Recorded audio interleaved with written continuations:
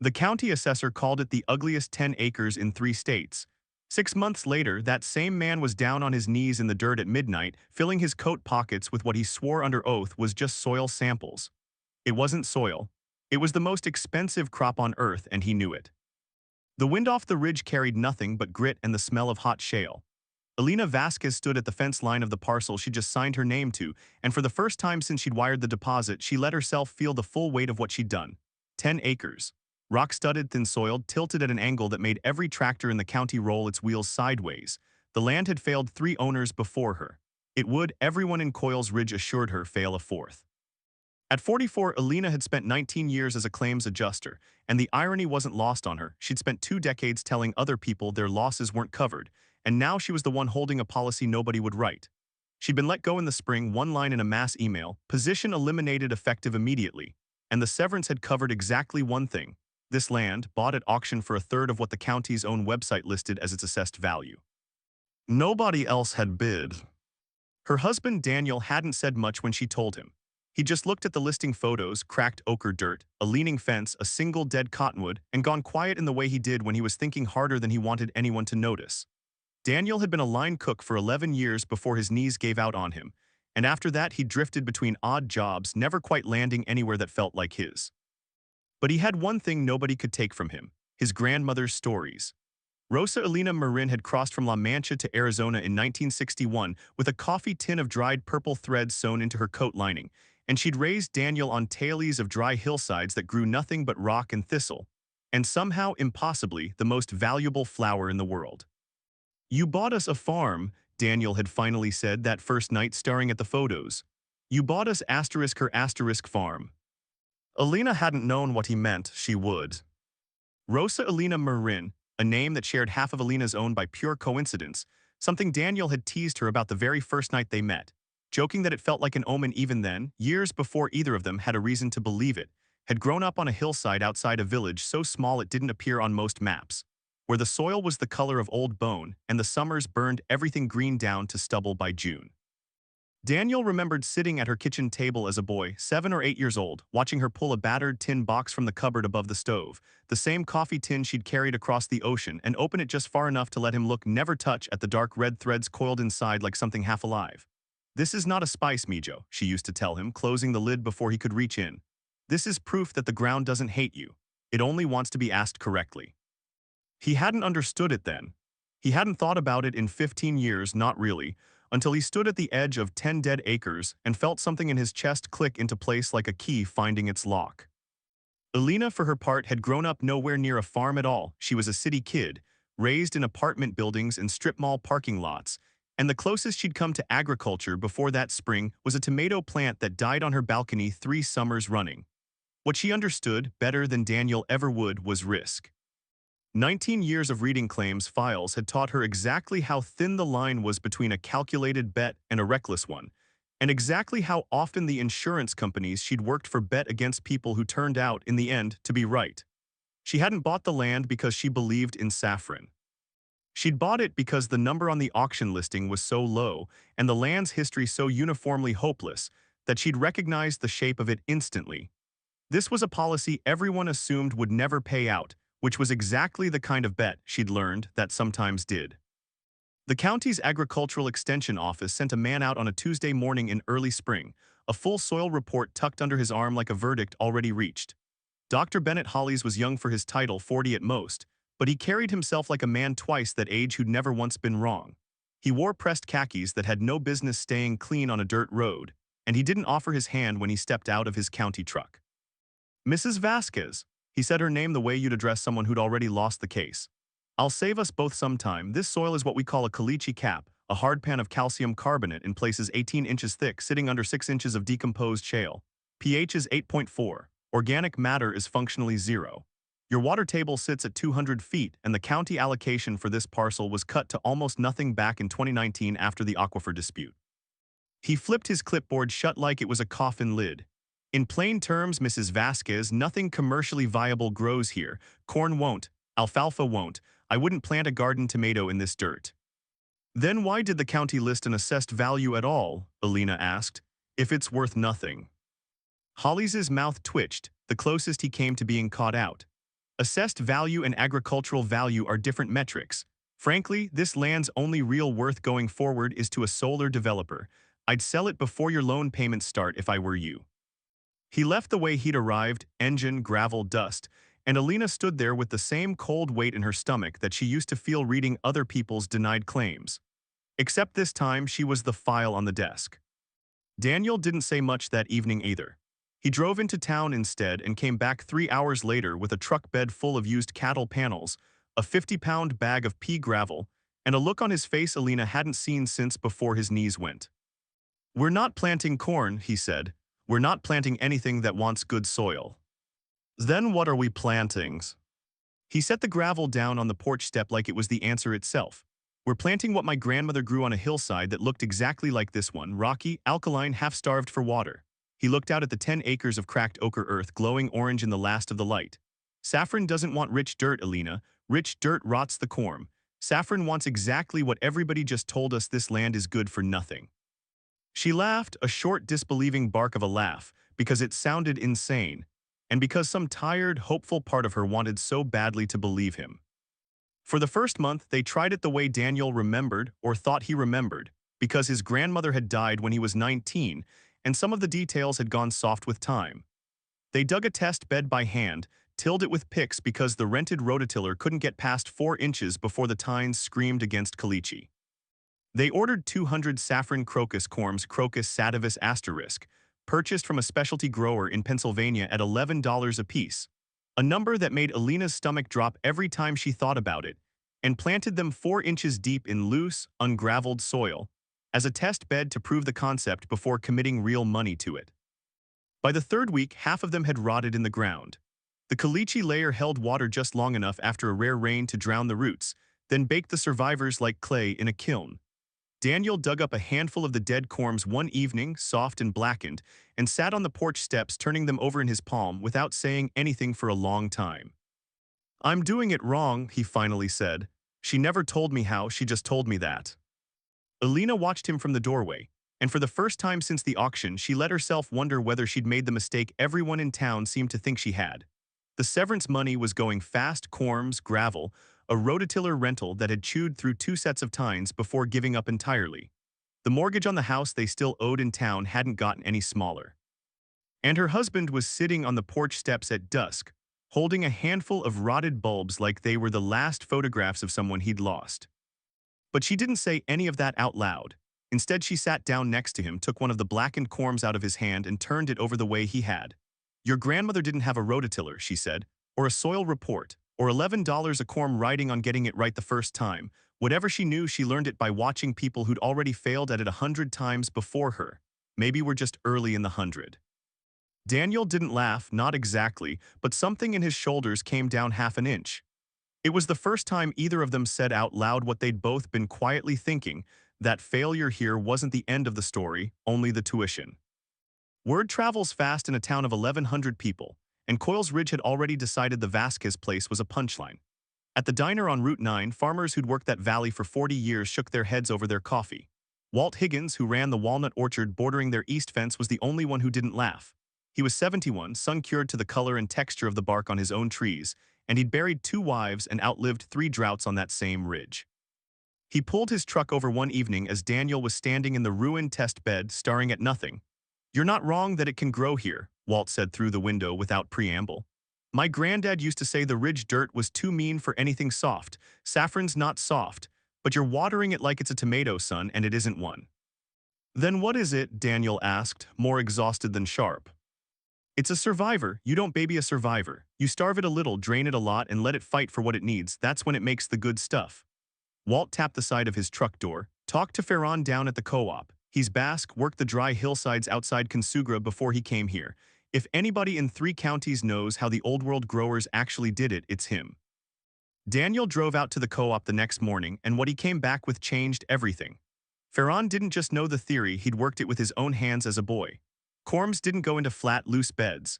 They went into raised, mounded rows, 8 inches high, built over a foot of coarse gravel and crushed limestone rubble so water could never pool against the caliche. The corms went in shallow, no more than 3 inches, planted at a sharp angle so any moisture that did collect would run off the bulb rather than sit against it. And critically, you didn't water the surface at all in high summer. You let the plant go dormant, bone dry, through the worst of the heat, because that dormancy was exactly what triggered the autumn bloom that made the whole crop worth anything. Everyone who fails at saffron, Ferran told him, leaning against a stack of feed sacks, fails because they treat it like it wants to live easy. It doesn't. Stress is the whole secret. Stress is what makes the threads. He walked Daniel through the rest of it over the better part of an hour, drawing diagrams on a scrap of butcher paper with a stub of pencil.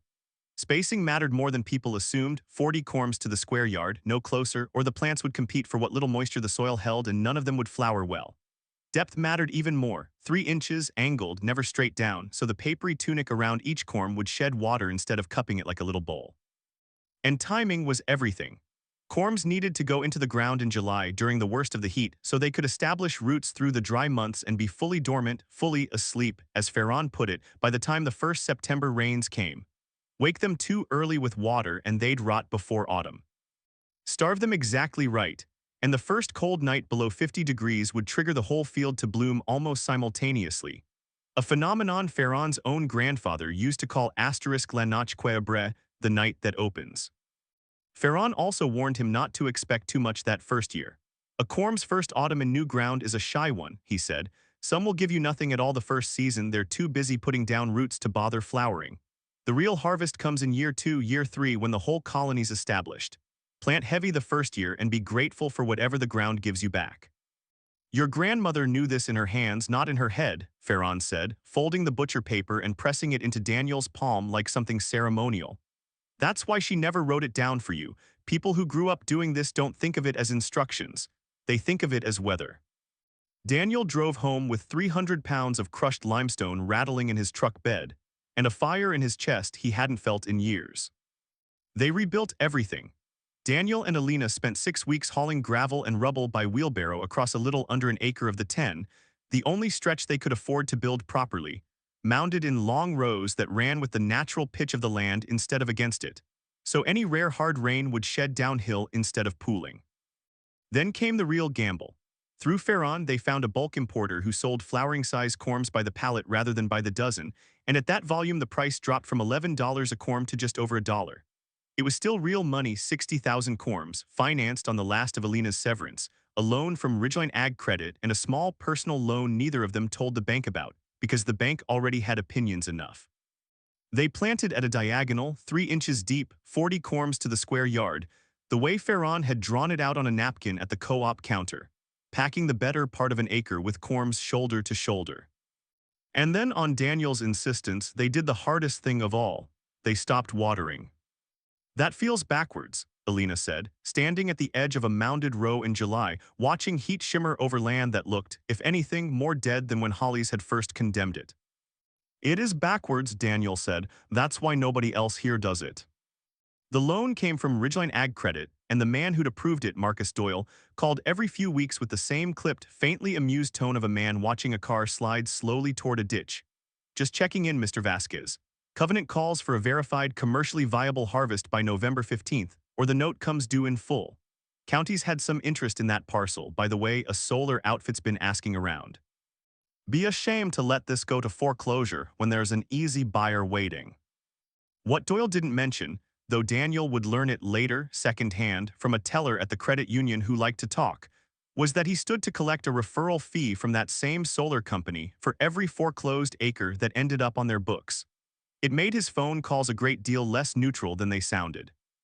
There won't be a foreclosure, Daniel told him every time, and every time Doyle laughed a small private laugh before hanging up. Late August brought the valley's worst heat wave in a decade, 109 degrees for 6 straight days, and the 10 acres looked, from the road, exactly like the wasteland Hollies had promised it would remain. Alina caught herself standing at the fence some evenings just to breathe through the fear, watching heat waver over cracked dirt with nothing green in sight, the mounded rows the only proof anything had ever been planted at all. Then 3 days after Labor Day, someone cut the lock on their equipment shed. It wasn't vandalism in the ordinary sense, nothing was smashed, nothing spray-painted. Whoever it was had gone through their supply records, their corm order receipts, even photographed the layout of the rows before slipping back out through the side gate. Daniel found the busted padlock at dawn and stood there a long moment before calling the sheriff, who took a report and did little else. Walt Higgins, arriving with his coffee thermos as he did most mornings now, looked at the tire tracks in the gravel and went quiet. "Those aren't kid tires," Walt said. "That's a county fleet tread. I'd know it anywhere my nephew drives one." He looked at Daniel. "Somebody wanted to know exactly what you're growing and exactly how much of it there is. That's not vandalism, son, that's reconnaissance." Daniel thought of Holly's clean khakis, and the way the man's eyes had lingered a half-second too long on Ferran's crushed limestone rose the one time he'd driven past that spring, slowing his county truck just enough to look. He said nothing to Alina that night about his suspicion. There was nothing to prove yet, and the harvest was close enough now that he didn't want fear taking up space where hope needed to live. The first bloom came on the 17th of October, 4 days earlier than Ferran had predicted, after the season's first real cold snap dropped the nighttime temperature into the low 40s. Daniel walked the rows at 5:40 in the morning with a headlamp, more out of habit than expectation, and stopped dead at the third row from the fence.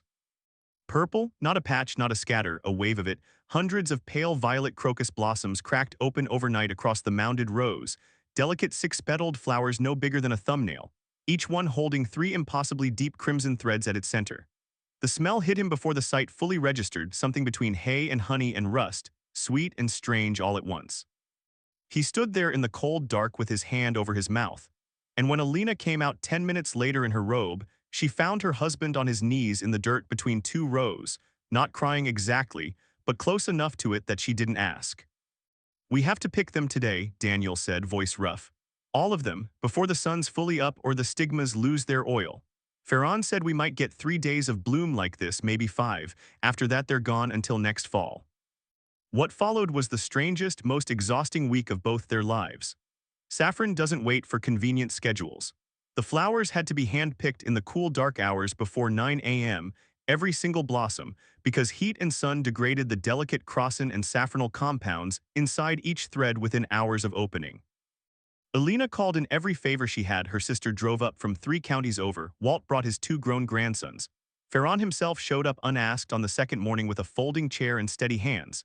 And together they crouched in the cold rows before dawn, plucking blossoms into wicker baskets, then sat at long folding tables in the barn, separating the 3 crimson stigmas from each flower with tweezers, one blossom at a time, for hours that blurred into days. It took, they later calculated, 150 flowers to produce a single gram of dried saffron. Across the full bloom, working nearly around the clock for 11 straight days as new flushes of flowers kept opening in waves, they picked something close to 68,000 blossoms by hand. Not every corm had flowered, exactly as Ferran warned, and a few rows had given up 2 or 3 blooms apiece where others gave none at all, and from that, once dried, they had a little over a pound of finished threads. It wasn't the fortune Daniel had half imagined back in August. It was, Ferran told them, a genuinely excellent first-year yield for ground this young, with 2 and 3 more seasons of established corms still ahead of them. Alina did the math anyway, standing at the kitchen table at 2 in the morning with the dehydrator humming in the next room, and had to sit down. The work itself had a rhythm none of them expected to find beautiful, but did. Every morning began the same way, headlamps bobbing between the mounded rows in the dark, breath fogging in the cold, fingers going stiff and clumsy around each delicate stem. You couldn't rush it and you couldn't mechanize it. No machine existed that could tell a fully open bloom from one that needed another hour, and picking too early meant threads with none of the depth of color that made the crop worth anything at all. By 8 each morning, the baskets came in full, and the real work moved to the long tables in the barn, where Alina's sister taught herself to strip stigmas with a jeweler's precision after the first ruined afternoon of crushed, unusable threads, and Walt's grandsons turned it into a quiet competition over who could separate 100 blossoms fastest without ever once breaking a stigma at its base. By the 4th day, Daniel's hands had gone raw at the fingertips, stained a deep rust brown that no amount of scrubbing would fully lift, and Alina had stopped counting the hours of sleep she wasn't getting.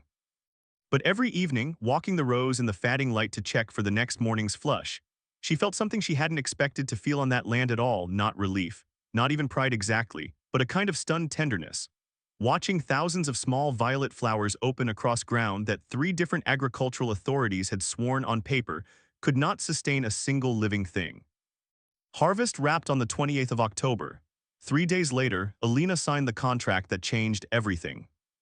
Marcus Doyle drove out on November 15th, the exact date the covenant specified, foreclosure paperwork sitting on his passenger seat in a manila folder he'd already had a courier confirm delivery windows for. He'd brought a county sheriff's deputy along, a young man named Ruiz. Just as a formality, Doyle said, though everyone in the truck knew formality wasn't really the word for it. He parked at the top of the drive, straightened his tie in the side mirror, and walked down toward the farmhouse with the folder under his arm like a man closing out a bet he'd never doubted. He stopped at the top of the rise, where the drive first opens onto the 10 acres, and for a long moment he didn't say anything at all. The rows that had been bare cracked dirt at his last drive-by were now studded with the last dried stems of the season, and beyond them, laid out on mesh drying racks under the open barn awning, sat trays of the deepest, richest crimson threads either man had ever seen outside of a spice tin. The smell reached them even from 30 yards off, that unmistakable sweet hay honeyed warmth that no synthetic ever quite replicates. "This is," Doyle started and stopped. "Saffron," Alina said, walking up from the barn with a jar in her hand, unhurried. "Grade 1. Highest color intensity rating the state ag lab could measure off the ISO scale. Actually, they had to send a sample out for a second reading. We signed our first buyer contract 2 weeks ago. Bellwether Spice Collective, they supply half the Michelin kitchens on the West Coast. Advance payment cleared into our account Tuesday."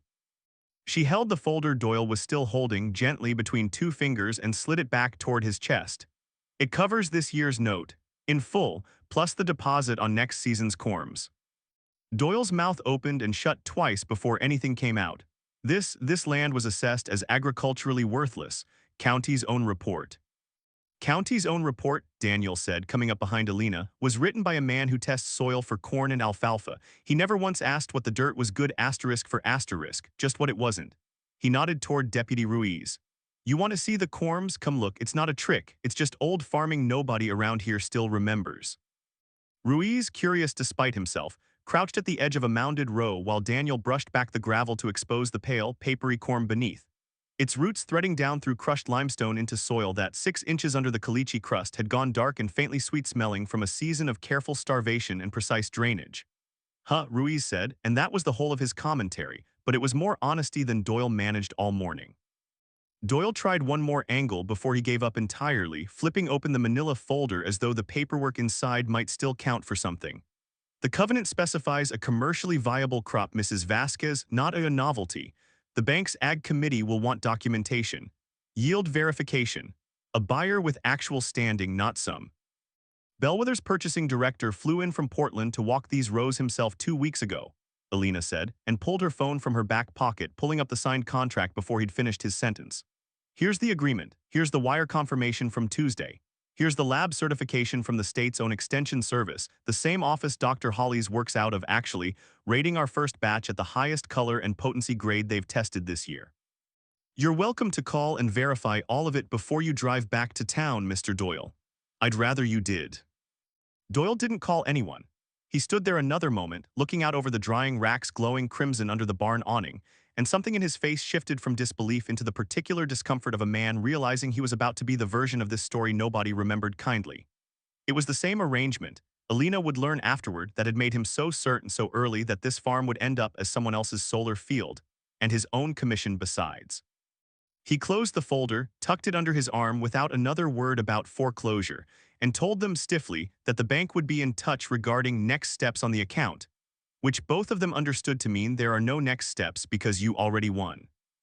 Doyle left without the papers he'd come to serve, and without much of the certainty he'd arrived with either. Word moved through Coils Ridge faster than the heat wave had.